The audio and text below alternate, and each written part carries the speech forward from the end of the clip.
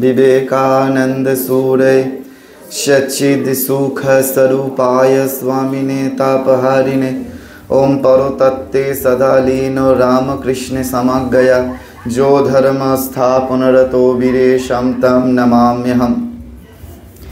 आज स्वामी विवेकानंदेर 163तम शुभ आविर्भाव तिथि उपलक्षे चंदननगर रामकृष्ण आश्रम आयोजित जे धर्मसभा सेई धर्मसभाय आमाय आसबार जे दुर्लभ सुयोग करे देওয়া হয়েছে तार जन्य आश्रम अध्यक्ष महाराज परम पूज्यपाद श्रीमद स्वामी समतानंद जी महाराजेर चरणे आमार भुलुंठित प्रणाम निवेदन करछि।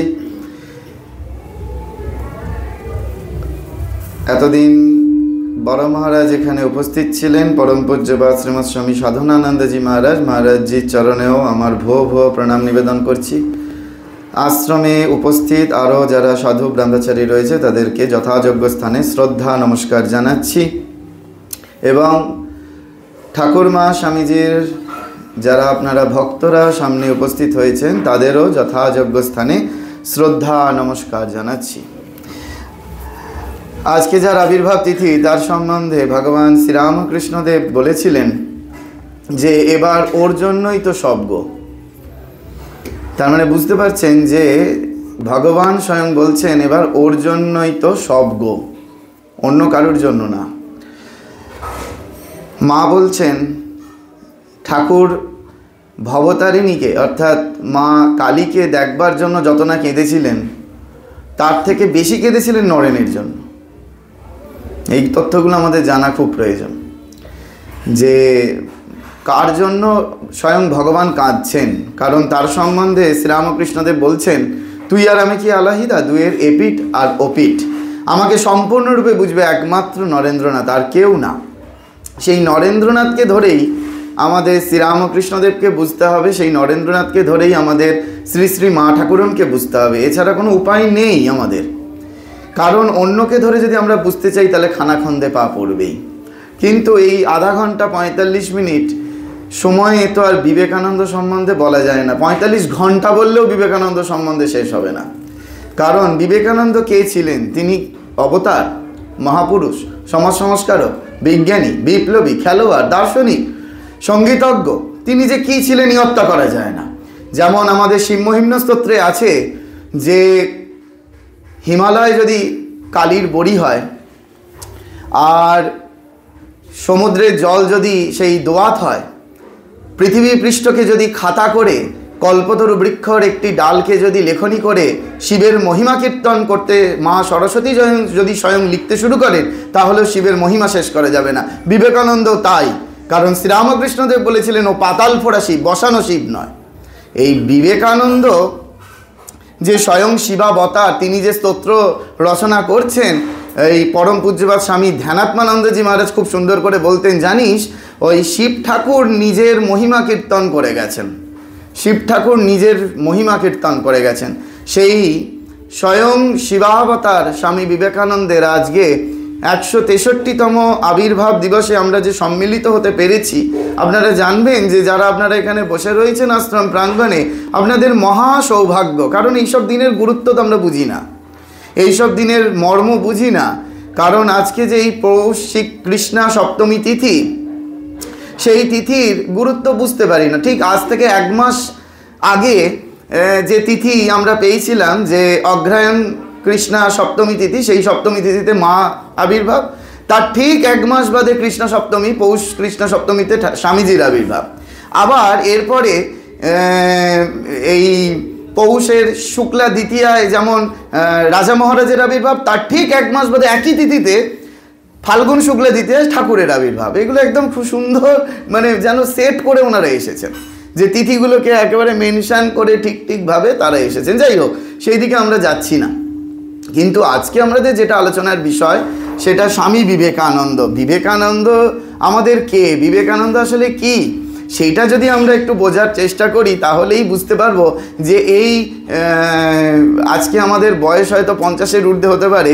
আমি যেমন খুব মজা করে বলি, এই কালকেই খড়গপুরে আমার 2টো বক্তৃতা ছিল, খড়গপুরে গিয়ে দেখে এলাম 88 বছরের যুবককে। তিনি যখন রাস্তা দিয়ে হাঁটছেন আমার থেকে জোরে জোরে হাঁটছেন, আমি অত জোরে হাঁটতে পারছি না। তো এইরকম স্বামীজির কাজ করলে এটা হয়, কীরকমভাবে হয় সেটা শোনাই। তখন অবিভক্ত বাংলা, 1901 সাল, স্বামী বিবেকানন্দ ঢাকা শহরে গেছেন। ঢাকায় তার সঙ্গে দেখা করতে এসছেন বেঙ্গল ভলেন্টিয়ার্স, বিভি তখন বলা হতো, সেই বেঙ্গল ভলেন্টিয়ার্সের অন্যতম বিপ্লবী, যাকে বাংলার বর্দা বলে ডাকা হতো, তার নাম হচ্ছে হেমচন্দ্র ঘোষ। সেই হেমচন্দ্র ঘোষ তখন অত্যন্ত যুবক, 17-18 বছর বয়স হবে। এই মা দাঁড়িয়ে আছেন, এই চেয়ারটায় বসুন না মা, চেয়ারটায় বসুন। তো এই হেমচন্দ্র ঘোষ তখন স্বামী বিবেকানন্দের সঙ্গে দেখা করতে এসছেন। তো বিবেকানন্দের সঙ্গে দেখা করতে আসবার পর স্বামীজিকে বলেছিলেন যে আমি এই বিপ্লবীর যে যুদ্ধ করছি সেই সমস্ত স্বদেশী আন্দোলন ছেড়ে দিয়ে আমি সন্ন্যাসী হব। তো বিবেকানন্দ ভীষণ তিরস্কার করলো, বললেন নিজের মাকে খেতে দিতে পারো না, আবার অপর মাকে খাবার দেবার বাসনা করছো, আগে নিজের দেশের জন্য প্রাণ দাও। সেই জন্যই বিবেকানন্দ বলে উঠেছিলেন তার স্বদেশ মন্ত্রে, তুমি জন্ম হইতেই মায়ের জন্য বলি প্রদত্ত। এই কথা হেমচন্দ্র ঘোষকে বলা হয়েছিল। সেই হেমচন্দ্র ঘোষ পরবর্তীকালে যখন শতাব্দী প্রাচীন ব্যক্তি, অর্থাৎ 100-র অধিক বয়স, তখন আমাদের কলকাতার কালীঘাটে থাকতেন। আমাদের বেলুর মঠ থেকে এক পরম পূজ্যবাদ স্বামী পূর্ণাত্মানন্দজি মহারাজ তখন ব্রহ্মচারী ছিলেন, ব্রহ্মচারী শঙ্কর। তা সেই শঙ্কর মহারাজ গেলেন ওই শতাব্দী প্রাচীন হেমচন্দ্র ঘোষকে দেখতে যাওয়ার জন্য। আমি একটু স্পিডে বলি, আপনাদের অসুবিধা হচ্ছে না তো বুঝতে? তো ওই হেমচন্দ্র ঘোষকে যখন দেখতে গেলেন তখন হেমচন্দ্র ঘোষের এমন অবস্থা, তিনি ভালো করে চোখে দেখতে পান না, কানে শুনতে পান না, উঠে বসতে পারেন না, কথা জড়িয়ে যায়, অস্পষ্ট ভাষা। তো তখন তার সেবক বললেন যে আপনি কেন এসেছেন ওনাকে দেখতে, ওনার তো কোনো সামর্থ্য নেই। তখন হেমচন্দ্র ঘোষকে দেখবার আশায় মহারাজজি বললেন যে উনি এখন ঘুমোচ্ছেন, ঘুমোক, কিন্তু যখন উঠবেন তখনই আমি ওনাকে দর্শন করে তবেই আমি মঠে ফিরব। তা কিছুক্ষণ বাদে হেমচন্দ্র ঘোষ আস্তে আস্তে চোখ খুললেন। চোখ খুলবার পরেই অস্পষ্ট দৃষ্টিতে দেখতে পাচ্ছেন সামনে এক ব্রহ্মচারী মহারাজ দাঁড়িয়ে আছেন। তো আগেই সেবকের কাছে শুনে নিয়েছিলেন যে তার কথা জড়িয়ে যায়। তো তখন সেই হেমচন্দ্র ঘোষ যেন বলতে চেষ্টা করলেন যে তুমি কে, পরিচয় জানতে চাইলেন। তা মহারাজজি খুব জোরে উত্তর দিলেন, কারণ আগে শুনে নিয়েছেন, কানে কম শোনেন। বললেন আমি এরকম অমুক, নিজের পরিচয় দিলেন। তারপরের প্রশ্ন করলেন যে আচ্ছা তুমি কি করতে এসেছো? তখন মহারাজজি একবারে জোর দিয়ে বললেন আপনি বিবেকানন্দকে দেখেছেন তাই আপনাকে দেখতে এসেছি। যেই বিবেকানন্দকে দেখেছেন তাই আপনাকে দেখতে এসেছি, এই কথা বলা সঙ্গে সঙ্গে হেমচন্দ্র ঘোষ, যে বিছানা থেকে উঠতে পারতো না, সে তড়াক করে একেবারে উঠে সোজা হয়ে বসে বলল। সেবক তো দেখে অবাক, ভাবছে বোধহয় সাধু বাবা বুজরুকি টুজরুকি করে দিয়েছে আর কি। তো তখন হেমচন্দ্র ঘোষ যেই উঠে সোজা হয়ে বসেছেন, বলছেন বলো কি জানতে চাও? তখন মহারাজজি বললেন যে আমি এরকম আপনার কাছে বিবেকানন্দ সম্বন্ধে জানতে চাই। যে মানুষটা কানে শুনতে পান না, যে মানুষটা চোখে দেখতে পান না ভালোভাবে, যে মানুষটার কথা অস্পষ্ট জড়িয়ে গেছে জীবের তাড়নায়, সেই মানুষটি একেবারে স্পষ্ট ভাষায় বলছেন বিবেকানন্দ ছিলেন একজন আগ্নেয়গিরি, কোনো মানুষ ছিলেন না। সেই আগ্নেয়গিরির একটা স্ফুলিঙ্গ আমার মধ্যে পড়েছে, তাই আজ আমি হেমচন্দ্র ঘোষ তুমি আমাকে দেখতে এসেছো। Golpark Ramakrishna mission institute of culture থেকে একটি বই প্রকাশিত হয়েছে, ভারতের স্বাধীনতা সংগ্রাম ও স্বামী বিবেকানন্দ, সেই বইতে এটি আছে, আপনারা পড়ে দেখতে পারেন। তো সেই অবস্থায় আমাদের মনে রাখতে হবে যে বিবেকানন্দের নামে কি হয়। বিবেকানন্দের নামে সেইটি সম্ভব যে আমাদের বয়স হয়তো 50-এর ঊর্ধ্বে উঠতে পারে। পরম পূজ্যপাদ স্বামী রঙ্গনাথানন্দজি মহারাজ খুব করে বলতেন যে দেখো আমাদের বয়স 30, শরীরের বয়স 30-এর ওপর উঠলেও মনের বয়স যেন কখনো 30-এর ওপর না ওঠে। আমাদের এটা বারবার করে মনে রাখতে হবে। আর রঙ্গনাথানন্দজি মহারাজকে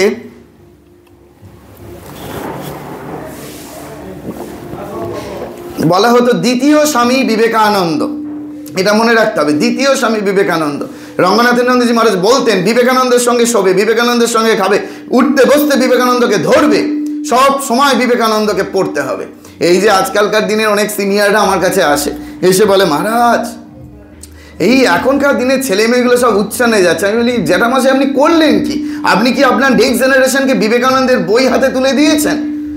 তুলে দিতে পারছেন না, বিবেকানন্দকে পড়াতে পারছেন না, আমরা বিবেকানন্দকে পৌঁছে দিতে পারছি না ইয়ং জেনারেশনের কাছে। আমাদের দোষটা ওদের নয়।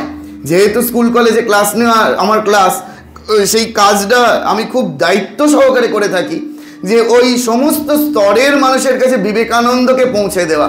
কারণ বিবেকানন্দকে যদি না পৌঁছায় তাহলে ঠাকুরমাকে তো ঠিক করে বুঝতে পারবো না। ওই খণ্ডন ভব বন্ধন হবে, কিন্তু ভববন্ধন আর আমাদের কোনো দিন খণ্ডন হবে না। ওই রোজ আমরা খণ্ডন ভব বন্ধন করছি, কিন্তু ভববন্ধন খণ্ডন হচ্ছে না। কেন হচ্ছে না? এই জায়গায় আমাদের পয়েন্ট আউট করতে হবে, আমাদের বিচার আনতে হবে যে আমাদের কেন হচ্ছে না, কোথায় আমাদের গলতটা রয়েছে। সেই জায়গায় বিবেকানন্দকে ধরতে হবে। কারণ বিবেকানন্দকে ধরলেই তবে আপনি স্পষ্ট বক্তা হতে পারবেন। স্বামী বিবেকানন্দ বলছেন, ভণ্ড হওয়ার থেকে স্পষ্ট বক্তা নাস্তিক হওয়া ঢের ভালো। এই আমাদের তো যত ভণ্ডামিতে ভরা। কারণ বিবেকানন্দ যেটা চাইলেন যে আদর্শ গৃহী, আদর্শ সন্ন্যাসী এবং না গৃহী না সন্ন্যাসী, এটা তো অনেকেই জানে না যে বিবেকানন্দের থার্ড ল না গৃহী না সন্ন্যাসী। ভালো করে চিঠিগুলো পড়ে দেখুন, সেখানে বিবেকানন্দ বলছেন আলাসিঙ্গা পেরুমল, সিস্টার নিবেদিতা, এরা সব না গৃহী না সন্ন্যাসী। কিন্তু আমাদের মনে রাখতে হবে প্রত্যেকটার আদর্শ নির্ধারণ করে দিয়ে গেছেন স্বামী বিবেকানন্দ আমাদেরকে। সেই জায়গাটা যদি আমরা পয়েন্ট আউট না করি তাহলে আমাদের খুব মস্ত বড় ভুল হয়ে যাবে। পরম পূজ্যপাত স্বামী গম্ভীরানন্দজি মহারাজ রামকৃষ্ণ মঠ ও রামকৃষ্ণ মিশনের একাদশ সংঘাধ্যক্ষ, তিনি যুগনায়ক বিবেকানন্দ যখন লিখছেন, দেখবেন যুগনায়ক বিবেকানন্দ 3 খণ্ডে প্রকাশিত।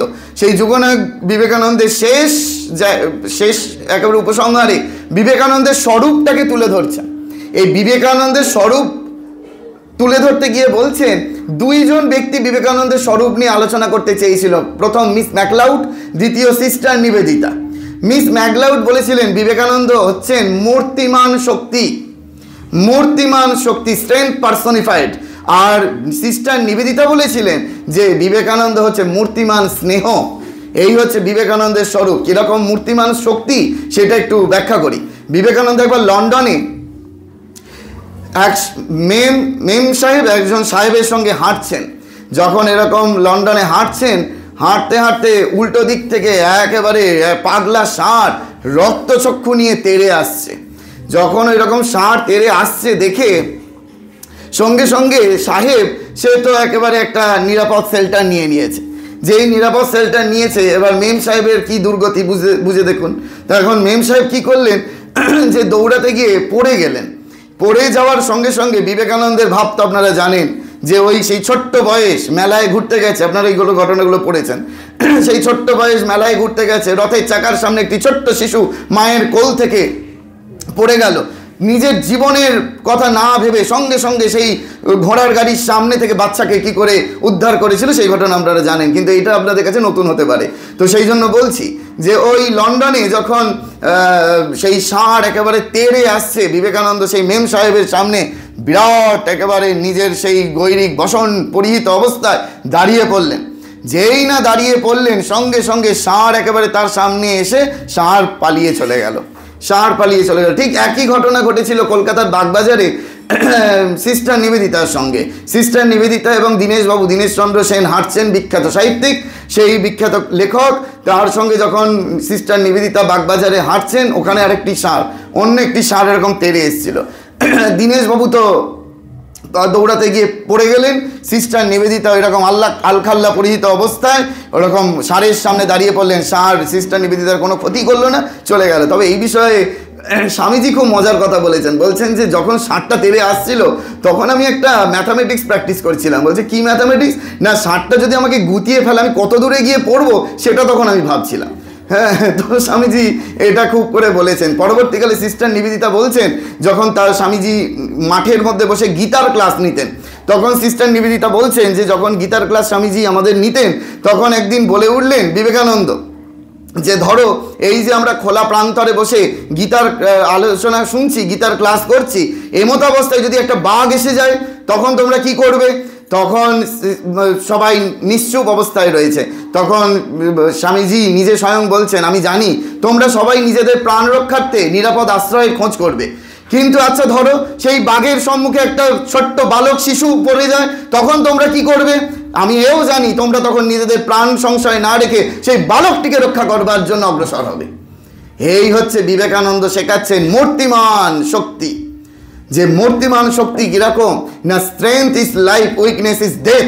স্বামী বিবেকানন্দ বলছেন শক্তি জীবন, দুর্বলতাই পাপ, আর জগতে অন্য কিছু পাপ বলে কিছু নেই।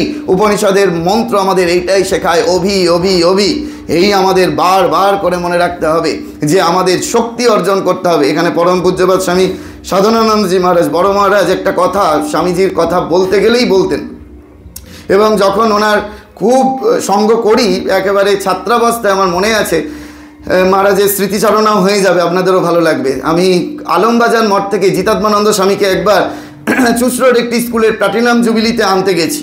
তা মহারাজজি রিষ্টার কাছাকাছি আসতে গিয়ে ওই জিতাত্মানন্দ স্বামী তিনি তখন খুব অসুস্থ হয়ে পড়লেন, আসতে পারলেন না। আমার তো মাথায় হাত যে প্ল্যাটিনাম জুবিলি অনুষ্ঠান, এত বড় অনুষ্ঠান, স্কুলের কথা দিয়েছি মহারাজদের নিয়ে যাব, তো কাকে নিয়ে যাব? তখন এখানে ওই একেবারে 11th আওয়ারে অন্য কাউকে পাবো না। তো তখন সঙ্গে সঙ্গে এখানে ফোন করি, বড় মহারাজকে বললাম। তখন ল্যান্ডলাইন ছিল একটা, আপনারা অনেকেই হয়তো দেখেছেন। তো সেই ল্যান্ডলাইন নিয়ে ফোন করে মহারাজজিকে বললাম যে মহারাজ এরকম একটা বিপদে পড়েছি, মহারাজ যাবেন? মহারাজের তো এক পায়ে খাড়া। মহারাজ বললেন আমার একটু সাজেগুজে নিতে হবে। খুব ভালো লাগলো শুনে, আমি তো সঙ্গে সঙ্গে একটা ট্যাক্সি এখান থেকে করে দেওয়া হলো, মহারাজজিকে নিয়ে গেলাম। তো মহারাজকে তখন বললাম মহারাজ আমি খুব ভয় পেয়ে গেছিলাম গাড়িতে যেতে যেতে, মহারাজকে বলছি তো যে মহারাজ খুব ভয় পেয়ে গেছি, ভয় লাগছিল, কী করবো বলুন তো। তখন আপনাকে নিরুপায়ভাবে ফোন করলাম। মহারাজ তখন আমাকে বললেন তুমি মনে রাখবে সবসময়, বিবেকানন্দ যখন বেনারসে গেছিলেন তখন একদল বাঁদর, মহারাজ এটা প্রত্যেকটা ভাষণে বলতেন যে বেনারসে যখন স্বামীজি যেতেন তখন একদল বাঁদর স্বামীজিকে তাড়া করেছিলেন। স্বামীজিও ভয়ে ভীত সন্ত্রস্ত হয়ে পালাতে শুরু করেছিল। একজন সাধু স্বামীজিকে বললেন রোখো, নিয়ে তখন স্বামীজি রুখে দাঁড়ালেন, সেই বাঁদরগুলোর বিপরীতে নিজেকে প্রতিস্থাপন করলেন এবং বাঁদরগুলো পালিয়ে গেল। পরবর্তীকালে স্বামী বিবেকানন্দ যখন সেই শিকাগো বক্তৃতায় বক্তব্য রাখছেন তখন এই বার্তা দিয়ে বলতেন যে আমি এরকম থেকে শিক্ষা লাভ করেছি, সমস্যার সম্মুখীন হলে সমস্যার বিপরীতে নিজেকে প্রতিস্থাপন করতে হয়, এটা মহারাজ খুব বলতেন। তো আমার মনে হলো যে আজকের দিনে মহারাজের স্মৃতিচারণার সঙ্গে সঙ্গে এই কথাটা বলা অত্যন্ত প্রাসঙ্গিক। এবং মহারাজ যতবার সঙ্গ করেছি, একান্তে যত সঙ্গ করেছি, মহারাজ ভীষণ পরিমাণে রঙ্গনাথানন্দজির কথা বলতেন এবং রঙ্গনাথানন্দজি মহারাজের বই ভীষণ পড়তেন উনি, এবং আমার নিজের চোখে এগুলি দেখা। তো সেই জন্য মনে রাখতে হবে যে যিনি এই এতদিন ধরে এটাকে ধরে রেখেছেন, ধারক বাহক ছিলেন, তিনি এই বিবেকানন্দকে এইভাবে আঁকড়ে ধরে বেঁচেছিলেন। তাহলে আমাদের কতখানি, কারণ মহাজনগতস্য পন্থ স্বপন্থা আমাদের মহাভারত বলছে, তাহলে আমরা সেই পথ অনুসরণ করব না? আমরা কি করতে সন্ন্যাসীর জন্ম, আমি এটা পড়ে শোনাই, একদম সবার স্বামীজি বই, সেখান থেকে পড়ে শোনাচ্ছি। বলছেন বহুজন হিতায় বহুজন সুখায় সন্ন্যাসীর জন্ম, পরের জন্য প্রাণ দিতে, জীবের গগনভেদী ক্রন্দন নিবারণ করতে, বিধবার অশ্রু মোছাতে, পুত্র বিয়োগ বিধবার প্রাণে শান্তি দান করতে, অজ্ঞ ইতর সাধারণকে জীবন সংগ্রামের উপযোগী করতে, সকলের ঐহিক ও পরমার্থিক মঙ্গল করতে এবং জ্ঞানালোক দিয়ে সকলের মধ্যে প্রসুপ্ত ব্রহ্মসিংহকে জাগরিত করতে জগতে সন্ন্যাসীর জন্ম হয়েছে। সন্ন্যাসী শুধু ওই ঘণ্টা নাড়বে আর ওই মালা পরাবে, ফুল দেবে, ওই জন্য সন্ন্যাসীর জন্ম নয়। এটা মনে রাখতে হবে প্রত্যেক সন্ন্যাসীকে। বিবেকানন্দ এই কথা বলছেন, পরিষ্কার বলছে, বিধবার অশ্রু মোছাতে, বিধবার অশ্রু মোছাতে, পুত্রহীনার প্রাণে শান্তি দান করতে, যে পুত্রকে হারিয়েছে তার প্রাণে শান্তি দান করতে, অজ্ঞ ইতর সাধারণকে জীবন সংগ্রাম উপযোগী করতে। এই কিছুক্ষণ বাদে অ্যানাউন্সমেন্ট শুনলাম যে আজকে এখানে গরিব ছাত্রছাত্রীদের পড়াশোনার সামগ্রী দেওয়া হবে। এইটি হচ্ছে বিবেকানন্দের অভিপ্সিত পথ, এবং এই পথকে দেখাবে সন্ন্যাসীরাই দেখাবে। কারণ পরম পূজ্যপাদ স্বামী আত্মস্থানন্দজি মহারাজ বলতেন যে আমরা নরনারায়ণের সেবা করতে গিয়ে যদি মরি সে তো ভালোই, মরণ তো আজ তো নয় কাল হবেই। এইখানটাই স্বামী বিবেকানন্দকে ধরা। বিবেকানন্দ যেটা ধরতে চাইলেন, যে বলতে চাইছেন যে দেখো এই যে আমরা যাকে মানুষ বলে ভাবছি, বিবেকানন্দের ভাষাতে বলি যে তোমরা যাকে ভ্রান্তবশত মানুষ বলে থাকো আমি সেই দেবতার পূজারী, তোমরা যাকে ভ্রান্তবশত মানুষ বলে থাকো। তাহলে আমাদের কোনটা করণীয়? আমার করণীয় হচ্ছে এটাই যে আমি এবং আমার পাশের ব্যক্তিটি যে স্বরূপত এক, এইটাই আমাকে বোঝানোর জন্য, আমার উপলব্ধির জন্য। উনি ঘুমিয়ে পড়েছেন, ঘাড়ে লেগে যাবেন, তুলে দিন। তো ঘাড়ে লেগে যাবে, সোজা হয়ে বসুন। তো সেই জন্য আমাদের মনে রাখতে হবে যে ওই আমি এবং আমার অপরজন ব্যক্তি যে সম্পূর্ণ স্বরূপত এক, এটা বিবেকানন্দের ভাষায় বলি। আমি বা আমার কোথায় তখন, ঈশ্বর মানব তুমি পরিজন, সকলেতে আমি আমাতে সকল, আনন্দ আনন্দ আনন্দ কেবল। শ্রী শ্রী মা ঠাকুরন কি বললেন, আমার মধ্যে যিনি, তোমার মধ্যে তিনি, দুলে বাগদি সকলের মধ্যে তিনি। এই তো আসল স্বরূপ, যে আমরা যে স্বরূপত সেই এক। আমরা মুখে তো খুব আওড়াই, বহুরূপে সম্মুখে তোমার ছাড়ি কথা, খুঁজিছ ঈশ্বর, জীবে প্রেম করে যেই জন সেই জন সেবিছে ঈশ্বর। কিন্তু প্র্যাকটিক্যালি কখন করি? এই যে আমরা যদি আশ্রম থেকে বাড়ি যাওয়ার পথে একজন ব্যক্তিকে যদি অসুস্থ অবস্থায় রাস্তায় পড়ে থাকতে দেখি, বলবো যে কেন চারপাশের লোকগুলো ছুটে আসছে না, নিজেকে যে ছুটে যেতে হবে সেইটা আমরা ভুলে যাই। আমরা বলি যে চারপাশের লোকগুলো কেন ছুটে আসছে না। এইখানেই তো আমাদের মস্ত বড় গলদ। এই জায়গাটা যতক্ষণ না আমাদের ঠিক হচ্ছে ততক্ষণ আমরা শ্রীরামকৃষ্ণ রাজ্যে প্রবেশ করতে পারবো না। কেন রাজ্যে প্রবেশ করতে পারবো না সেটা শোনাই। বিবেকানন্দ বলছেন, পরের কল্যাণের জন্য নিজের মুক্তিকে যে বিসর্জন দিতে পারে এবং পরের মুক্তির জন্য নিজেকে নরকে যেতেও প্রস্তুত থাকতে পারে, সেই আমার ভাই শ্রীরামকৃষ্ণের চেলা। তা যদি না পারে, এই হোক এই বেলা তফাৎ হয়ে যাক, প্রয়োজন নেই তাদেরকে। এইসব বিবেকানন্দ পড়লে সব মাথা ঘুরে যাবে যে আমরা কি কোন টিভিতে বসে আছি। যে শ্রীরামকৃষ্ণ রাজ্যে প্রবেশ করাটা আসলে কি, শ্রীরামকৃষ্ণ আসলে কি করে খুশি হবেন, মা কি করে খুশি হবেন, এই জন্যই তো আমরা ঠাকুর মাকে ডেকে শান্তি পাচ্ছি না। ঠাকুর ঠাকুর করছি, মা মা করছি, কিন্তু প্রাণে শান্তি মিলছে না। কেন না, আমরা ওই আসল জায়গাটা ধরতে পারছি না। যেমনটা অবস্থা হয়েছিল যখন এই ঠাকুরের পাশে স্বামীজিকে বসিয়ে পূজা করা হলো, তখন বিরাট বিরোধিতা হয়েছিল। এমনকি স্বয়ং কথামৃতকার মাস্টারমশাই তিনি পর্যন্ত সেই বিরোধিতায় অংশগ্রহণ করেছিলেন। গিয়ে মাকে বললেন যে মা, এটা কি ঠিক হলো? গুরুর পাশে শিষ্যকে এক আসনে বসিয়ে পূজা করা কি ঠিক হচ্ছে? মা তখন একটু কথার ব্যঞ্জনা টানলেন, ব্যঞ্জনা টেনে বললেন, সত্যিই তো বাবা, মস্ত বড় ভুল করে ফেলেছে ওরা। বলেই তখন বলছেন যে দেখো, সাপের মণি সাপের মাথায় থাকে। শ্রীরাম ঠাকুরের মণি ছিল হচ্ছে, নয়নের মণি ছিল নরেন, নরেনকে ঠাকুরের মাথায় বসানো উচিত, পাশে বসিয়ে তো ভুল করেছে, তাকে ছোট করে দিয়েছে। তো এইখানে মা বুঝিয়ে দিলেন যে নরেন আসলে কে। আমি ওই জন্য খুব করে বলি, ব্রহ্মা বিষ্ণু মহেশ্বরের তেজে যেমন মা দুর্গার উৎপত্তি, তেমনি বিবেকানন্দের তেজে শ্রীরামকৃষ্ণদেবের উৎপত্তি। এটা আমাদের মনে রাখতেই হবে। আমরা তো সবসময় খাটো করে ফেলি, যেন ঠাকুর বড় আর ঠাকুরের শিষ্য বিবেকানন্দ। ভুল কথা। বিবেকানন্দের তেজে শ্রীরামকৃষ্ণদেবের উৎপত্তি, কথা স্বয়ং শ্রীরামকৃষ্ণদেব বলেছেন। ভালো করে স্টাডি করে দেখুন, সেখানে শ্রীরামকৃষ্ণদেব বলছেন, লীলা প্রসঙ্গে পরিষ্কার আছে। লীলা প্রসঙ্গ অত বড় গ্রন্থ অবশ্যই পড়া উচিত, কিন্তু তার থেকেও ছোট বলি, একদম ওই ছোটদের বিবেকানন্দ বলে যে ছবিতে বইগুলো পাওয়া যায় সেখানেও আছে। আমি রেফারেন্সগুলো আপনাদের বলে বলে যাচ্ছি। তো সেই বিবেকানন্দ সম্বন্ধে ঠাকুর বলছেন যে আমার মন একদিন অখণ্ডের রাজ্যে উঠে গেল। দক্ষিণেশ্বরের সেই ঘরে বসে বলছেন যে মন হু হু করে অখণ্ডের রাজ্যে পৌঁছে গেল। সেখানে গিয়ে দেখলো যে 7 জন বয়োজ্যেষ্ঠ ঋষি বসে ধ্যান করছে। সেই ঋষির দেহ থেকে ঘনীভূত তেজ নির্গত হলো। সেই তেজ একটি শিশুরূপ আকার ধারণ করলো। সেই শিশুর জগতের কল্যাণে আবির্ভূত হতে চেষ্টা করলো এবং শিশুটি আসবার সময় সব থেকে বয়োজ্যেষ্ঠ ঋষির গলা জড়িয়ে ধরে বলে আসলো, আমি যাচ্ছি, তোমাকেও আসিতে হইবে। ঋষি কোনরূপ কথা না বলিয়া মৌন সম্মতি জ্ঞাপন করলেন। আফটার 27 ইয়ার্স, 27 বছর বাদে যখন ওই নরেন্দ্রনাথের সাথে প্রথম দেখা হচ্ছে, সেই দক্ষিণেশ্বরের ঘরে দ্বিতীয়বার দেখা হচ্ছে, সেই তখন নরেন্দ্রনাথকে দেখা মাত্রই স্বামী ঠাকুর বলে উঠলেন, তুই কে জানিস? ওই নর ঋষি এসে গেছে, তোকে ঢের কাজ করতে হবে। নরেন্দ্রনাথ বলে উঠলেন, আমি কি পারবো? আমি ওইসব করতে পারবো না। তুই পারবি না, তোর ঘাড় পারবে, ঠাকুর বলেছিলেন। তো যাই হোক, তো সেই বিবেকানন্দ আসলে কি চাইলেন? বিবেকানন্দ যেটা চাইলেন সেটা হচ্ছে প্র্যাকটিক্যাল বেদান্ত। যে বেদান্ত একসময় আমাদের ওই গিরি গুহা কন্দরে কেবলমাত্র সাধুদের প্রপার্টি হয়েছিল, সেই বেদান্তকে আজকে আমরা ডাইনিং রুমে, আমাদের বেডরুমে প্রবেশ করাতে পেরেছি একমাত্র স্বামী বিবেকানন্দের জন্য। এটা আমাদের বারবার করে মনে রাখতে হবে। এই প্র্যাকটিক্যাল বেদান্তটা কি? মায়ের চেলা সেই মহারাজজি বলতেন যে বিখ্যাত সাংবাদিক তরুণ গোস্বামীকে বলেছিলেন যে দেখো, তোমার ওই বারবার ঠাকুরের ঘরে গিয়ে প্রণাম করার বদ অভ্যেসটা তৈরি হয়নি তো? তখন কি বলবেন তরুণবাবু বুঝতে পারছেন না।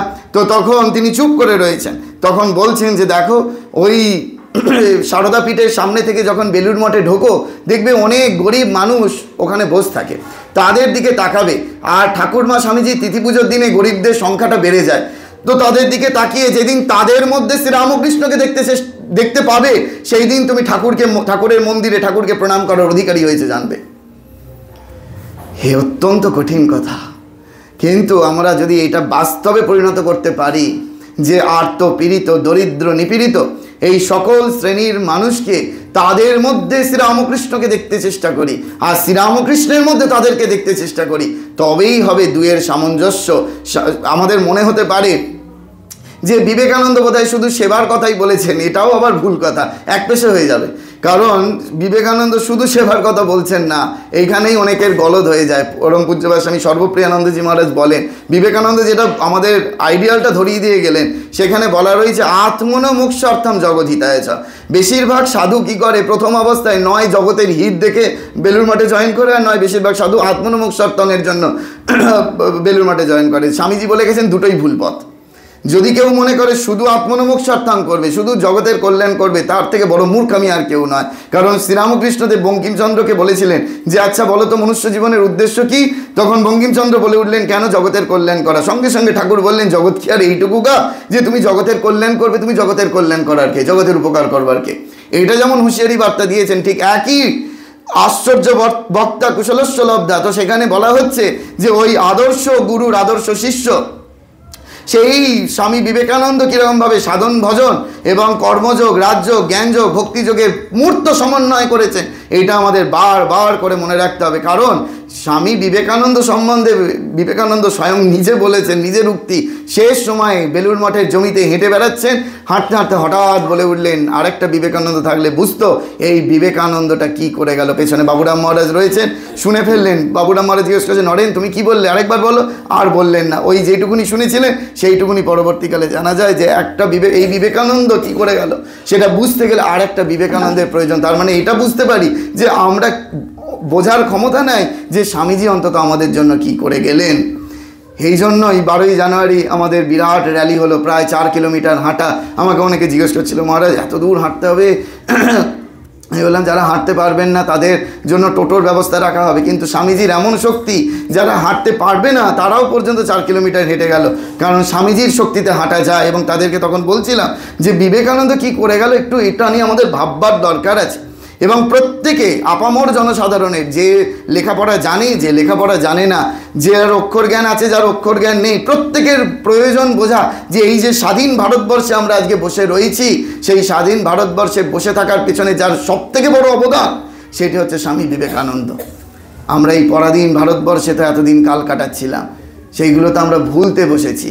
কারণ এই বিবেকানন্দ আসলে কি, সেই বিবেকানন্দ সম্বন্ধে বলতে গিয়ে গিরিশবাবু বলেছেন যে সেই বলরাম মন্দিরে বেদান্ত চর্চা করছেন স্বামীজি, সেই সময় গিরিশবাবু ঘরের মধ্যে ঢুকে পড়েছেন। ঘরে ঢুকেই গিরিশবাবু বলছেন যে এই যে এত কলকাতায় হাহাকার, এত দুর্ভিক্ষ, যাদের বাড়ি আগে 50টা পাতা পড়তো তাদের 3 দিন হাঁড়ি চড়েনি, তোমার তাদের দুঃখের নিবেদনের কথা তোমার ওই বেদে লেখা আছে কি? যেই মুহূর্তে বলা, স্বামীজি বেদ ব্যাখ্যা করছিলেন, বেদ চর্চা করছিলেন, সঙ্গে সঙ্গে থামিয়ে দিলেন, চোখ একেবারে জলে সিক্ত হয়ে গেল, কাঁদতে কাঁদতে ঘরের ভেতর থেকে বাইরে চলে গেলেন। সঙ্গে সঙ্গে গিরিশবাবু তার শিষ্য শরৎচন্দ্র চক্রবর্তী বাঙালকে বলছেন, দেখলি বাঙাল, তোদের গুরুকে আমি কি জন্য মানি জানিস? ওই তিনি বেদজ্ঞ পণ্ডিত বলে নয়, তার এই মহাপ্রাণতার জন্য। এই রকম হৃদয় আর কারুর দেখি নাই, এই কথা গিরিশবাবু বলেছিলেন। এইটা আমাদের মনে রাখতে হবে। এই জন্য এই যে তার বিবেকানন্দ আসলে কে জানেন? আমরা বলি বন্ধু বিবেকানন্দ, বিবেকানন্দ আমাদের মাতা বিবেকানন্দ। বিবেকানন্দের মতো হৃদয় মায়ের হৃদয়ের সমতুল, এমন করে মানুষের জন্য ভাবা, এমন জন্য অপরের জন্য কল্যাণের কথা চিন্তা করা, এর আগে কাউকে পর্যন্ত দেখা যায়নি। শিকাগো বক্তৃতায় বিবেকানন্দের সাথে অনেকেই গিয়েছিলেন ভারতবর্ষ থেকে শিকাগো বক্তৃতায় বক্তৃতা রাখতে, কিন্তু তারা গেছিলেন নিজের স্বার্থসিদ্ধি চরিতার্থ করবার জন্য। একমাত্র বিবেকানন্দ স্বয়ং, যিনি ভারতের মহিমা বর্ণনা করবার জন্য শিকাগো বক্তৃতায় উপস্থিত ছিলেন। এগুলো কি আমরা জানি? এইগুলো তো আমরা জানি না। কারণ আমাদের কি অবস্থা যে বিবেকানন্দ যখন মারা যাচ্ছেন তখন পত্রিকায় লেখা হলো মাংস খেকো স্বামীজি বেলুড় মঠ থেকে গত হলেন। এই তো বিবেকানন্দকে আমরা এই বলে এতদিন রেখেছিলাম, বুর্জুয়ার কবি বলে রবীন্দ্রনাথকে রেখেছিলাম। লজ্জা হওয়া উচিত আমাদের প্রত্যেকের, যে আমরা কোন তিমিরে পড়ে আছি, কোথায় পড়ে আছি। যে স্বয়ং রবীন্দ্রনাথের কাছে স্বামী বিবেকানন্দ 10খানা রবীন্দ্রসঙ্গীত শিখেছিলেন, রবীন্দ্রনাথের সঙ্গে একই মঞ্চে অভিনয় করেছেন নরেন্দ্রনাথ। এইসব কথাগুলো কি আমরা জানি না? ব্রাহ্ম সমাজে রবীন্দ্রনাথের সাথে থিয়েটার করেছেন নরেন্দ্রনাথ। এইগুলো জানা খুব প্রয়োজন আধুনিক যুগে, না হলে ওই বিবেকানন্দকে ঠিকমতো পর্যালোচনা করা যাবে না, এক পেশে বিবেকানন্দ হয়ে যাবে। বিবেকানন্দ আসলে আমাদের যেটা শেখাতে এলেন সেটা হচ্ছে ওই মূর্তিমান স্নেহ, মূর্তিমান শক্তির কথা বললাম, সিস্টার নিবেদিতা বললেন মূর্তিমান স্নেহ। একবার ওই লন্ডনে তিনি আছেন, এক অতিথির আতিথ্য গ্রহণ করেছেন তার শিষ্যার বাড়িতে।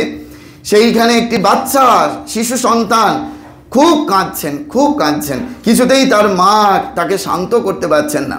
সঙ্গে সঙ্গে বিবেকানন্দ ধ্যানে বসেছিলেন, ধ্যানে তো বসতেই পারছেন না, এত কান্নার আওয়াজ আসছে। সঙ্গে সঙ্গে সেই মায়ের কাছে গেলেন, মায়ের কাছ থেকে গিয়ে বললেন, দাও তোমার সন্তানকে দাও, তুমি তো শান্ত করতে পারছো না, বলে সেই সন্তানকে নিয়ে নিলেন। নিয়ে ওই ধ্যানরত অবস্থায় আবার বসে বললেন, কোলের মধ্যে শোয়ালেন, বসে আবার ধ্যানে নিমগ্ন হয়ে গেলেন। সঙ্গে সঙ্গে বাচ্চা কান্না থামিয়ে দিল, শান্ত হয়ে গেল। এই হচ্ছে মাতা বিবেকানন্দ। এইগুলো কি আমরা জানি? এইগুলো তো আমাদের অধারাই থেকে যাচ্ছে, অজানাই থেকে যাচ্ছে। যদি এইগুলো আমরা বিবেকানন্দ সম্বন্ধে মানেই হচ্ছে কি না, ওই বিবেকানন্দ বলেছেন ফুটবল খেলার থেকে কি গীতাপাঠের থেকে ফুটবল খেলা ভালো, আর ওই জীবে প্রেম করে যেজন, এই নিয়েই মাতামাতি, এর বাইরে আর বিবেকানন্দ নিয়ে বেরোচ্ছে না। কিন্তু বিবেকানন্দ চর্চা করতে গেলে বিবেকানন্দের চিঠি পড়তে হবে, বিবেকানন্দকে আদ্যপ্রান্ত পড়তে হবে, এক জীবনে পড়া অসম্ভব। বিবেকানন্দকে জানা অন্তত যেইটুকুনি অন্তত পাওয়া গেছে, কমপ্লিট ওয়ার্কস বাণী ও রচনা পড়ে ফেলুন। আর কবে পড়বেন? 10টা খণ্ড, একেবারে 10টা খণ্ড কমপ্লিট করে ফেলুন, নিত্য পড়ুন, ওইটাই সাধ্যায়। বিবেকানন্দ এটা প্রত্যেক সময় চাইতেন যে আমরা যেন সাধ্যায় থেকে নিজেদেরকে যেন ওই বিরত না করি। স্বাধ্যায় মানে এখন যে স্বাধ্যায় হয়েছে গীতা পাঠ করা, ওই স্বাধ্যায়ের কথা বলছি না। স্বাধ্যায় মানে যে স্ব অধ্যয়ন, যে আমাকে নিজেকে সেলফ স্টাডি করতেই হবে, ওষুধ খাওয়ার মতো গ্রন্থ পড়তেই হবে। যদি না পড়াশোনা করি তাহলে জানবো কেমন করে? আমি সেজন্য সবাইকে, আপামর জনসাধারণকে ইন্সপায়ার করি, আপনারা বই পড়ুন, গ্রন্থ পড়ুন, পড়ে পড়ে জানতে হবে। না পড়লে কাকে ভালোবাসবেন সেটাই তো বুঝতে পারবেন না।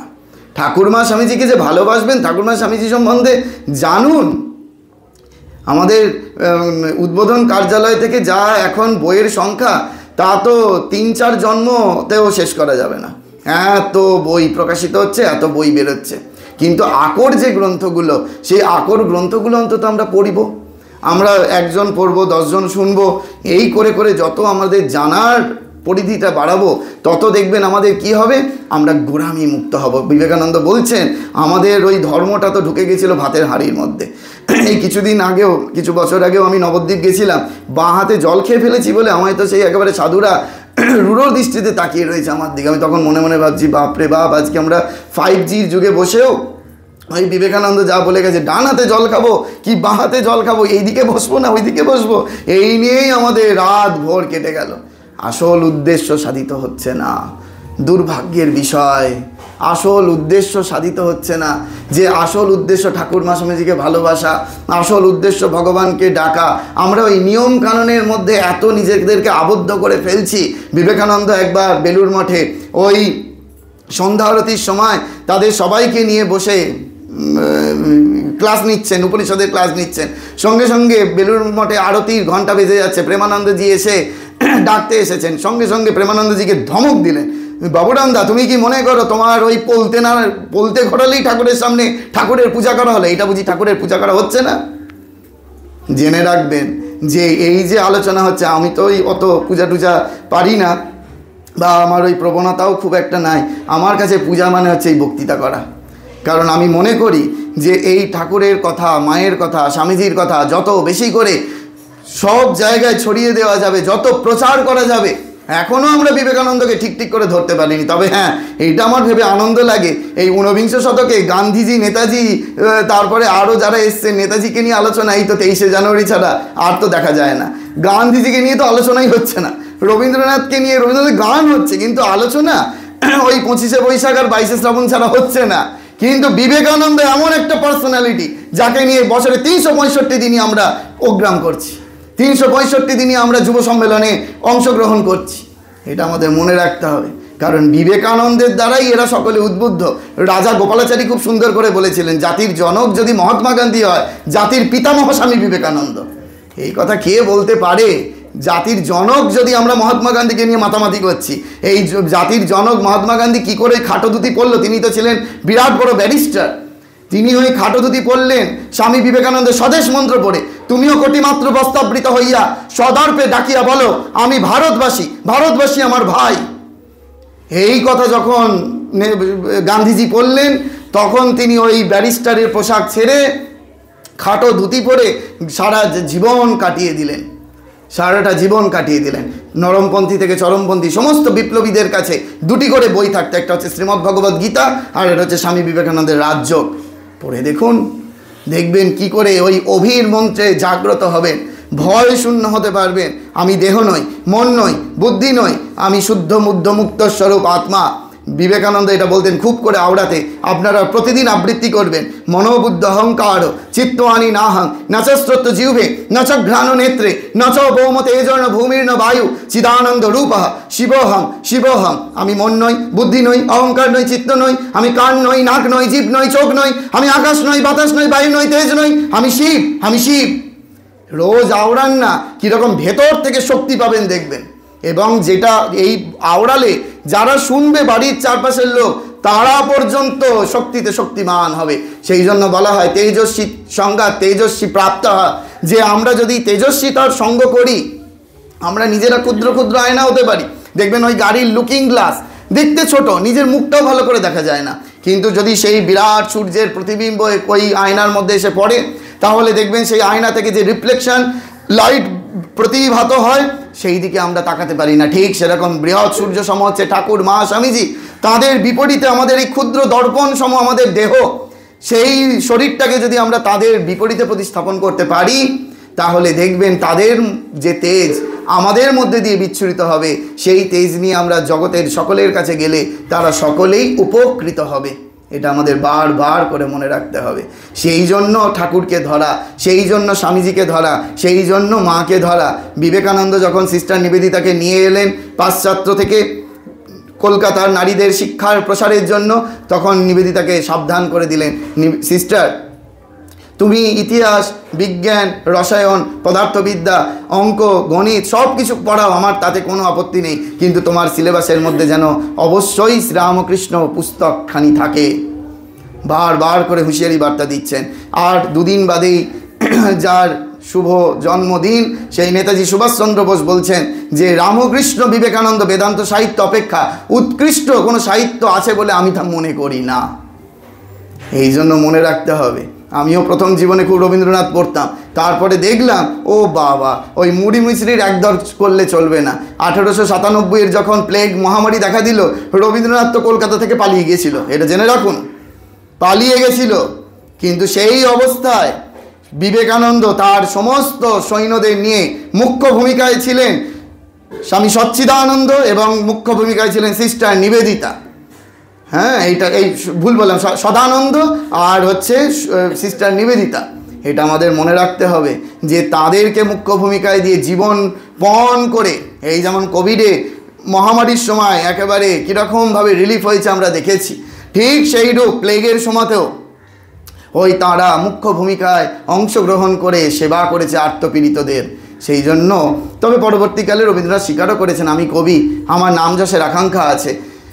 আপনারা জেনে রাখুন, শুনলে আনন্দ পাবেন, ঠাকুরের শতবর্ষে রবীন্দ্রনাথই প্রথম স্পেশাল গেস্ট হয়ে এসেছিলেন গিরিশ মঞ্চে। যে ঠাকুরের যখন 1936 ঠাকুরের জন্ম শতবর্ষ উদযাপন হবে কলকাতায়, তখন রবীন্দ্রনাথ ঠাকুরকে প্রধান অতিথি হিসেবে আনা হয়েছিল। তখনই ওই মঞ্চে দাঁড়িয়ে একটি কবিতা রচনা করেছিলেন, যদিও এটা প্রসঙ্গের মধ্যে নয়, শুধু বলতে ইচ্ছা হলো বলছি। ওই রামকৃষ্ণ পরমহংস কবিতাটির নাম বহু সাধকের বহু সাধনার ধারা ধ্যানে তোমার মিলিত হয়েছে তারা। এই কবিতাটা তিনি ওইখানে দাঁড়িয়ে বসে ইনস্ট্যান্ট রচনা করেছিলেন। আর একটি গান রচনা করেছিলেন, সেটি যদিও দ্বিমত আছে, শান্তিনিকেতনের ছাত্রছাত্রীরা বলে সেটা তার পিতার উদ্দেশ্যে রচনা করেছিলেন, কিন্তু আমরা প্রত্যক্ষভাবে জানি সেটা রবীন্দ্রনাথ ঠাকুরের উদ্দেশ্যে রচনা করেছেন। সেটা কোন আলোতে প্রাণের প্রদীপ জ্বালিয়ে তুমি ধরায় আসো, পাগল গো সাধক গো পথিক গো তুমি ধরায় আসো। যাই হোক, তো এই হচ্ছে আমাদের বারবার করে মনে রাখতে হবে যে তৎকালীন সময়ে যত মহাপুরুষরা এসেছেন প্রত্যেকে বিবেকানন্দকে ফলো করেছেন। আর আজকের দিনে আমরাও যদি বিবেকানন্দকে ধরে চলতে পারি, আপনাদের কাছে বিনীত অনুরোধ যে আপনারা পুজোর সময় বাচ্চাদের তো বাড়ির ছোটদের জামা কাপড় কিনে দেন, জন্মদিনে গিফট দেন, একটা করে বিবেকানন্দের বই হাতে তুলে দিন, বিবেকানন্দের বই পড়তে শেখান। বিবেকানন্দই একমাত্র আমাদের এই সমাজটাকে নতুনভাবে নিয়ন্ত্রণ করতে পারে। বিবেকানন্দ অত্যন্ত আধুনিক। বিবেকানন্দ তৎকালীন সময়েও যেমন আধুনিক ছিলেন, এই 5Gর যুগে যত জি আসুক না কেন তত দিন অবধি তিনি আমাদের কাছে অত্যন্ত আধুনিক হয়েই থাকবেন। তিনি কখনো পুরাতন হবেন না, এটা আমাদের বারবার করে মনে রাখতে হবে। সেই জন্য স্বামী বিবেকানন্দ যেটা চাইলেন যে ওই অপরের দুঃখে দুঃখী, যো অন্যে হর্ষে না হর্ষিত, যো অন্যে দুঃখে না দুঃখী, স এব জগতামীশ নর রূপ ধর হরি। যে অপরের দুঃখকে নিজের দুঃখ বলে মনে করে, যে অপরের আনন্দকে নিজের আনন্দ বলে মনে করে, সেই একমাত্র জগতের ঈশ্বর অর্থাৎ ঈশ্বর। সেই নররূপধারী ঈশ্বরকে আমরা প্রণাম করি। আপনি চাইলে সেই নররূপধারী ঈশ্বর হতে পারবো কখন? যখন ওই অপরের দুঃখটাকে নিজের দুঃখ বলে মনে করব। দার্জিলিংয়ে স্বামী বিবেকানন্দ যাচ্ছেন হেঁটে, যেতে যেতে একজন বৃদ্ধা সেই চা বাগানের কর্মী চা তুলতে তুলতে হঠাৎ পাহাড় চড়াই উতরাই পথে পড়ে গেলেন। বিবেকানন্দ সঙ্গে সঙ্গে বুকে হাত দিয়ে বসে পড়ে বললেন যে ওই মায়ের যা যন্ত্রণা বোধ হচ্ছে সেই একই যন্ত্রণা আমার শরীরের মধ্যে অনুভব হচ্ছে। আপনারা জানেন সেই ঘটনা তার গুরুর মধ্যেও দেখা গিয়েছে। স্বয়ং শ্রীরামকৃষ্ণদেব সেই দক্ষিণেশ্বরের ঘরে বসে রয়েছে, দুইজন মাঝি বচসা করতে করতে নৌকা চালিয়ে যাচ্ছে দক্ষিণেশ্বরে। এক মাঝি কথা বলতে বলতে আরেক মাঝির পিঠে একটা চাপড় মারল। ঠাকুর উহ করে উঠলেন, পিঠে হাতের ছাপ পড়ে গেল। সম্ভব এইটা আমাদের মনে রাখতে হবে যে অপরের দুঃখ কি আমাদের নিজের দুঃখ বলে বোধ হচ্ছে? এটা যাও বা হয় এখনকার দিনে এসেও, সমস্যাটা হচ্ছে অপরের আনন্দ আমাদের আনন্দ হয় না। এটা সাধনার ব্যাপার। অপরের আনন্দ দেখে কি আমার আনন্দ হচ্ছে? একই সঙ্গে আমার ছেলেটাও পরীক্ষা দিয়েছে, ওর ছেলেটাও পরীক্ষা দিয়েছে, ওর ছেলেটা চাকরি পেয়ে গেল, আমারটা পেল না। ও আচ্ছা, নিশ্চয়ই কিছু পয়সা টয়সা খাইয়েছে। কিছুতেই আনন্দ হবে না আমাদের। কিন্তু আমরাই ঘরে সুন্দর করে ঠাকুরমা স্বামীজিকে সাজিয়ে রাখছি। বিবেকানন্দ ওই জন্য পয়েন্ট আউট করছেন, ভালো করে ভক্তি রহস্য কিনে পড়ুন, চটি বই 12-13 টাকা দাম। সেইখানে স্বামী বিবেকানন্দ বলছেন আমরা ধর্মটাকে জাপানি ফুলদানির মতো ঘরে সাজিয়ে রেখেছি, তার বেশি কিচ্ছু না। লজ্জা হওয়া উচিত। এই যে আমরা ধর্মটাকে কি করতে চাই, ধর্ম সম্বন্ধটা জানতে চাই, ধর্মটা আসলে কি, realisation is a Real religion. Swami Vivekananda বলছেন আমাদের সেই অনুভবের রাজ্যে পৌঁছাতেই হবে, যেন তেন প্রকারে অনুভবের রাজ্যে পৌঁছাতে হবে।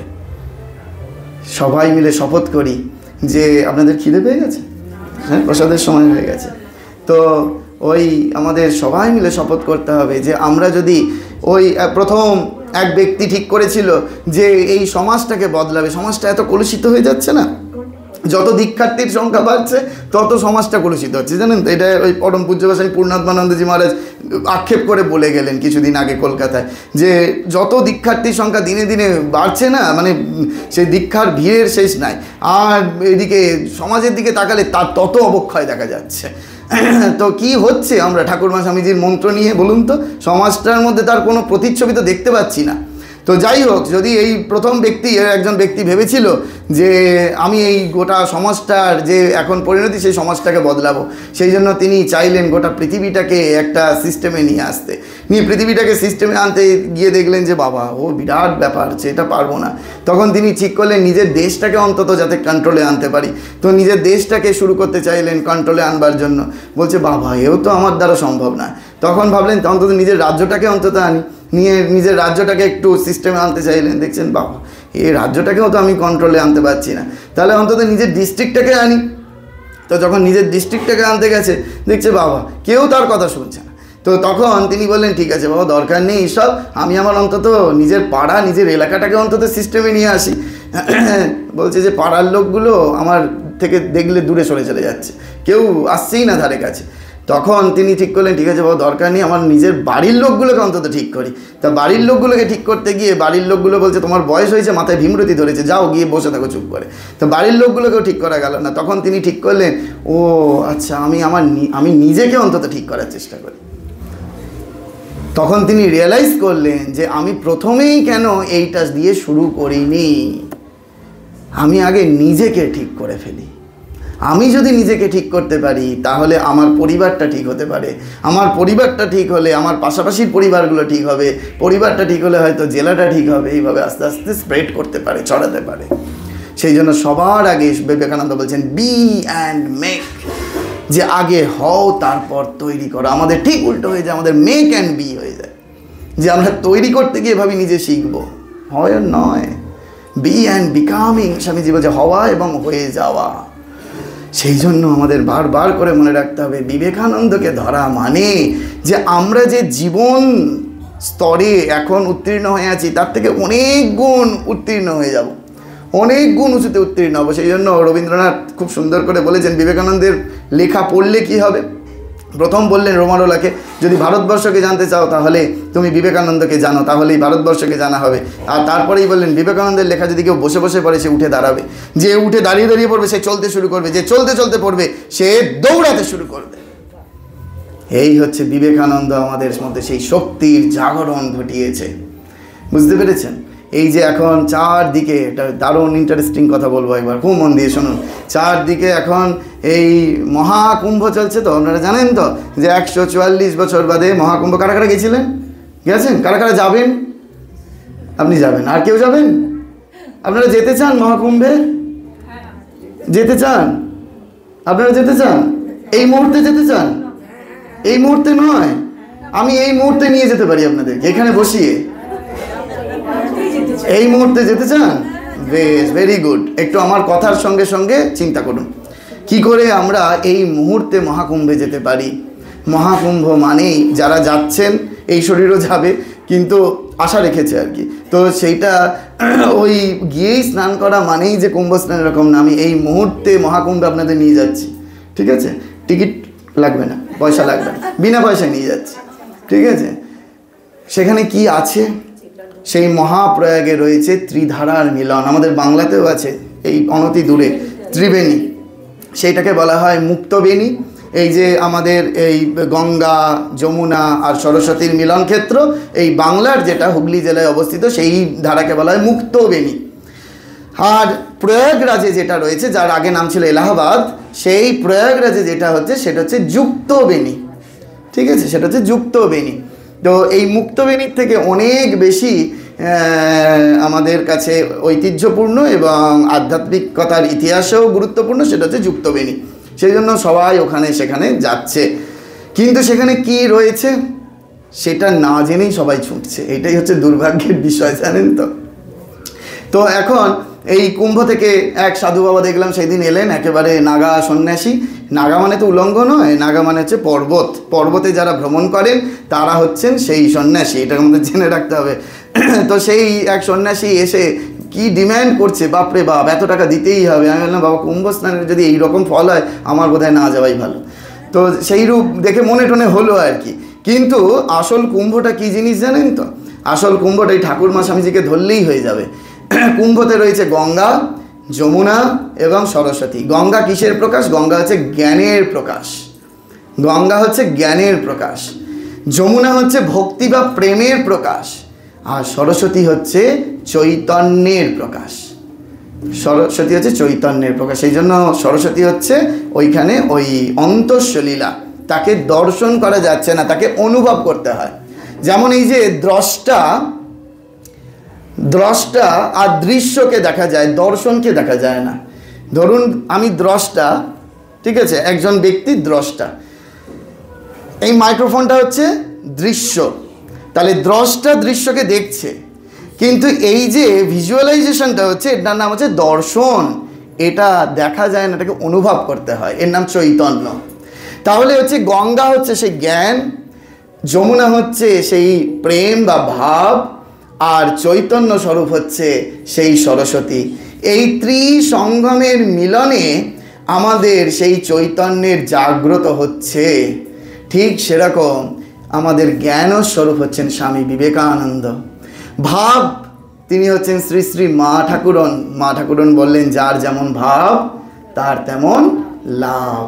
মা হচ্ছেন সেই ভাব বা প্রেমের মূর্ত বিগ্রহ। আর অন্তঃসলীলা এই মা এবং স্বামীজিকে ঠিক ঠিকভাবে প্লিজ করতে পারলে তবে ওই অন্তঃসলীলা যিনি, ঠাকুরকে ধরা খুব কঠিন। ঠাকুর হচ্ছে চৈতন্য স্বরূপ। যেমন মা ওই সরস্বতী নদী অন্তঃসলীলা, তেমনি ঠাকুরকে ধরা যদি স্বামীজিকে ঠিক ঠিক করে ধরতে পারি, মাকে যদি ঠিক ঠিক করে ধরতে পারি, তবে ঠাকুর বলছেন তোমাদের আর কি বলি বাবা, তোমাদের চৈতন্য হোক। সেই চৈতন্য স্বরূপ হচ্ছেন স্বয়ং শ্রীরাম ও কৃষ্ণ। আমাদের চেতনার উন্মিলন ঘটিয়ে দিচ্ছেন, ত্রিসঙ্গমের মিলন ঘটিয়ে দিচ্ছেন। আমরা যদি এই ত্রয়মূর্তির ঠিক ঠিকভাবে আরাধনা করতে পারি, আমরা যদি ত্রয়মূর্তির ঠিক ঠিক উপাসনা করতে পারি, আমরা যদি ঠিক ঠিক ত্রয়মূর্তির ভাব গ্রহণ করে আদর্শ জীবনযাপন করতে পারি, তাহলে আমরা ইমিডিয়েট প্রতি মুহূর্তে মহাকুম্ভের স্নানের পবিত্রতা অর্জন করব, এই বিষয়ে কোনো সন্দেহ নেই। ঠিক আছে? তো সেই জন্য আমাদের বারবার করে মনে রাখতে হবে যে এই ঠাকুর মা স্বামীজিকে ধরা মানে জানেন তো সব কিছু হয়ে যাওয়া, সব কিছু হয়ে যাওয়া। এটা বড় মহারাজ খুব করে বলতেন, ঠাকুরের পুজো করা মানে না সব পুজো করা। কারণ ঠাকুর হচ্ছে সর্বদেব দেবী স্বরূপ, সর্বদেব দেবীর স্বরূপ। ঠাকুর সর্বভাবময় স্বরূপ, ঠাকুর হচ্ছে সর্বভাবের স্বরূপ। ঠিক সেই রূপভাবে এই যে ঠাকুর যা যা বললেন, স্বামীজি তাই তাই প্রচার করলেন, মা তা করে দেখালেন। সময় হয়ে গিয়েছে, আমি শেষ করি। তো এই জন্য আমাদের বারবার করে মনে রাখতে হবে, স্বামী বিবেকানন্দ যেটা বারবার করে বলছেন যে আদর্শ গৃহী, আদর্শ সন্ন্যাসী এবং না গৃহী না সন্ন্যাসী। গৃহস্থের কর্তব্যই হচ্ছে সেই। আমাকে অনেকে বলে, মহারাজ আপনি সেবাপরানন্দ, আপনি এত সেবা টেবা করেন, যুবক আছেন তো সেই জন্য আপনি এত দৌড়ে দৌড়ে গিয়ে এত সেবা করতে পারেন। মহারাজ আমাদের তো বাতের ব্যথা, মহারাজ কি করে বাড়ি থেকে বেরিয়ে সেবা করব। তো এখন সেইটাও জানতে গেলে বিবেকানন্দকে ধরতে হবে। কি করে দেখুন, বিবেকানন্দ যখন ছোট ছিলেন তখন তার দৌরাত্ম্য এত বেড়ে গেল, তার মা ভুবনেশ্বরী দেবী অতিষ্ঠ হয়ে উঠলেন, তিনি লক করে দিলেন ওপরে দোতলার ঘরে। আপনারা স্বামীজির বাড়ি গিয়ে সেই ঘর দেখে আসবেন। সেই ওপরে দোতলার ঘরে গিয়ে স্বামীজিকে আটকে দিলেন, বেরোতে দেওয়া যাবে না। স্বামীজি কী করলেন, ওই দরজা বন্ধরত অবস্থায় ওখান থেকে আলমারিটা খুললেন, আলমারি খুলে যত জামা কাপড় ছিল সেই জামা কাপড় ওই ওপরের জানলা থেকে দরিদ্র মানুষের উদ্দেশ্যে নিচে ফেলে দিলেন। তাহলে সেবা করবার জন্য কি অর্থের প্রয়োজন হয় গো? স্বামী বিবেকানন্দ কি বললেন? বললেন, দাও ফিরে নাহি চাও যদি থাকে হৃদয় সম্বল। আমায় যে সব দিতে হবে সেই তো আমি জানি। আমরা খুব করে গান গাই, গান শিখি, হারমোনিয়াম বাজিয়ে দুলে দুলে দুলে দুলে গান গাই, আমায় যে সব দিতে হবে সে তো আমি জানি। কিন্তু গানের কথা বা ভাব কিছুই বুঝি না। আর তা যদি আবার পালন করতে বলা হয় তাহলে তো হয়ে গেল, বাপ রে বাপ, আসি মহারাজ, দরকার নেই।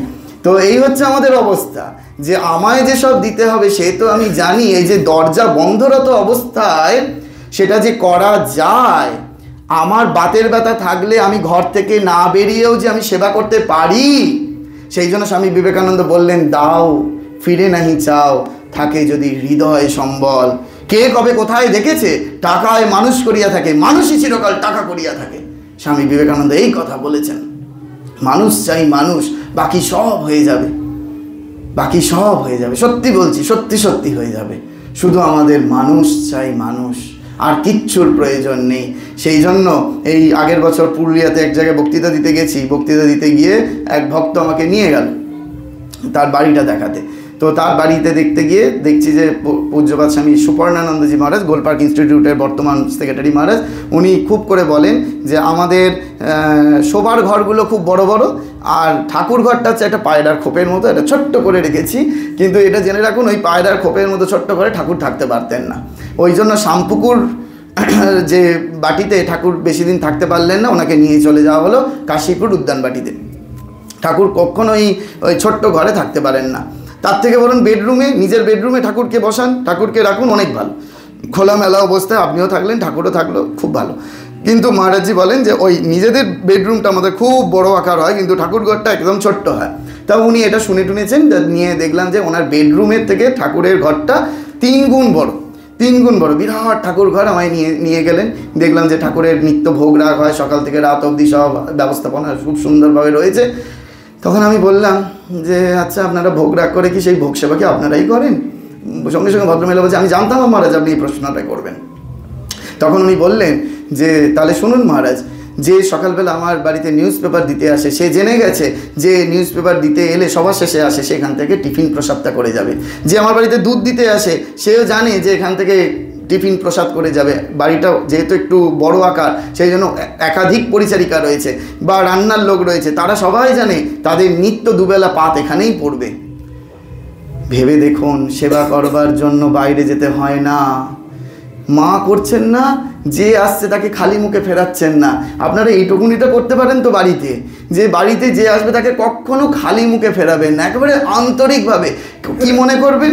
ঠাকুর স্বয়ং ওই রূপে এসেছেন, মা স্বয়ং ওই রূপে এসেছেন, আপনি তাদের ভোগ লাগাচ্ছেন, তাদের কি সেবা দিচ্ছেন। ওই সেবাটা যদি দিতে পারেন, আমি তো খুব করে ছাত্রছাত্রীদের বলি, যখন রাস্তা থেকে আখের রস খাবে তখন অবশ্যই আখের রস যিনি বিক্রি করছেন তাকে এক গ্লাস খাইয়ে তারপর নিজে আখের রসটা খাবে। দেখবে তখন বুঝতে পারবে যে কি আনন্দ আর কি মিষ্টি ওই আখের রসের মধ্যে এসে যাবে। না হলে তার আগে বুঝতে পারবে না বাবা। শুধু নিজে খেয়ে ওই গ্লাসটাকে মুড়িয়ে ডাস্টবিনে ফেলে দিলাম, ফেলে দিয়ে চলে এলাম, আর 10টা টাকা তার হাতে কি 20টা টাকা তার হাতে দিয়ে দিলাম, গল্প শেষ না। ওখান থেকে গল্পের শুরু। যদি আমাদের জীবন যাপনটাকে ঠিক ওয়েতে নিয়ে যেতে পারি, ছোট ছোট জিনিস, কিন্তু আধ্যাত্মিক জগতে এর গুরুত্ব অনেক বেশি। আপনি বুঝতেও পারবেন না যে আপনি কতদূর স্পিরিচুয়ালিটি যে পথ রয়েছে সেখানে আপনি এগিয়ে গেলেন। সেই জন্য ঠাকুরমা স্বামীজির কাছে প্রার্থনা করি, উপস্থিত মহারাজজিদের চরণে আমার প্রণাম জানিয়ে আমার এই ক্ষুদ্র বক্তব্য এখানে শেষ করছি। ঠাকুরমা স্বামীজিকে আমার আন্তরিক সাষ্টাঙ্গ প্রণিপাত জানাচ্ছি। ওম শান্তি শান্তি শান্তি। হরি ওম তৎসৎ। শ্রীরামকৃষ্ণার প্রণমস্তু।